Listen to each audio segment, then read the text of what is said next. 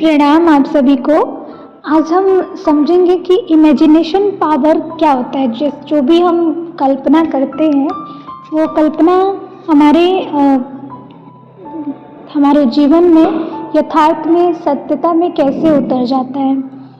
तो कल्पना का फिल्मांकन Illinois society for psychic research द्वारा इस संदर्भ में कल्पना के फोटोग्राफ उतारने के संबंध में टेट की स्थिति का जो पता लगाया, उसका विवरण पालिन ओहलर ने फेट पत्रिका में प्रकाशित कराया है। उसमें बताया गया है कि अनेक वैज्ञानिकों, फोटोग्राफरों और बुद्धिजीवियों को सतर्क मौजूदगी में टेट सीरीज की कल्पना का फोटो दे सकने की क्षमता जांची गई। इसके लिए पोलाराइड लैंड कैमरे इस्तेमाल किए गए, उन्हें कल्पनाएं दी गई और उसके फोटो आसमान में से उतारे गए। प्रयोगों की वास्तविकता के संबंध में उपस्थित लोगों में से किसी को कोई संदेह नहीं है, इसमें कोई चाल नहीं पाई गई। फोटो पूर्ण सतर्कता के साथ लिए गए और परीक्षा की दृष्टि से समाधान कारक पाए गए। ड्यूक विश्वविद्यालय की परामनोविज्ञान प्रयोगशाला, अमेरिकन सोसाइटी फॉर साइकिक तथा कुछ अन्य विश्वविद्यालयों ने इस संबंध में कुछ रुचि दिखाई, पर टेड के सनकी व्यवहार से खींचकर उन्होंने भी अपना हाथ सिकोड़ लिया और बात जहां की तहां अधूरी रह गई। इंटरनेशनल गिल्ड ऑफ हिप्टिस्टस संस्था के प्रभावी सदस्य स्टैनले मिशेल से टेड का परिचय हुआ और उस पिछड़ी बात को फिर से पुनर्जीवित किया और कल्पना की फोटो ठीक उतरे तो उस संस्था ने उस संदर्भ में एक पूरी फिल्म ही बनाकर रख दी। इससे उस ओर अनेक लोगों को ध्यान गया और वस्तु स्थिति को जानने के लिए अधिक ठोस प्रयास हुए। अब उन्हीं दिनों जॉर्ज जोहान्स फ्लोरिडा में यह पता लगाने के लिए बहुत मत्थापेची कर रहे थे कि स्पेन के समुद्र में डूबे जहाज़ों का कीमती खजाना किस प्रकार बाहर निकाला जाए। इस सिलसिले में उन्होंने कई अतीन्द्रिय विद्या के दावेदारों की सहायता भी जुटाई थी। इसी ढूंढ खोज में किसी ने उन्हें टेट सीरीज पता लगाने में, तो जब वो यही कर रहे थे तो इसी ढूंढ खोज में किसी ने उन्हें टेट सीरीज का पता बता दिया। उसे साथ लेकर वे खजाने का कल्पना को फोटो खींचे जा सकने के टेट के दावे के समर्थक बन गए।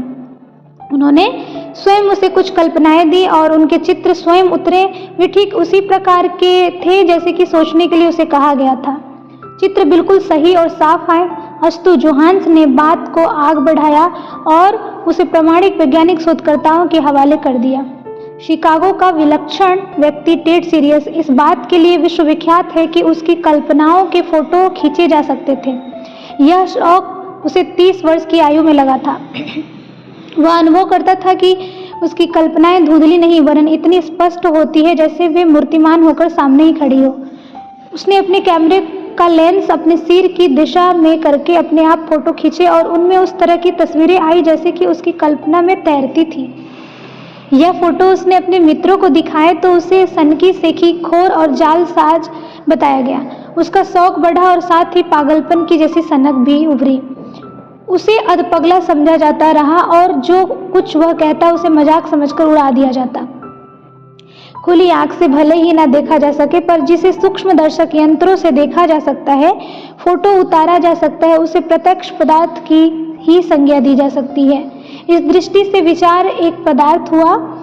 कल्पना विचार ही तो है। कल्पना का जब फोटो खींच सकता है तो उसकी गणना सहज ही पदार्थ संज्ञा में होगी।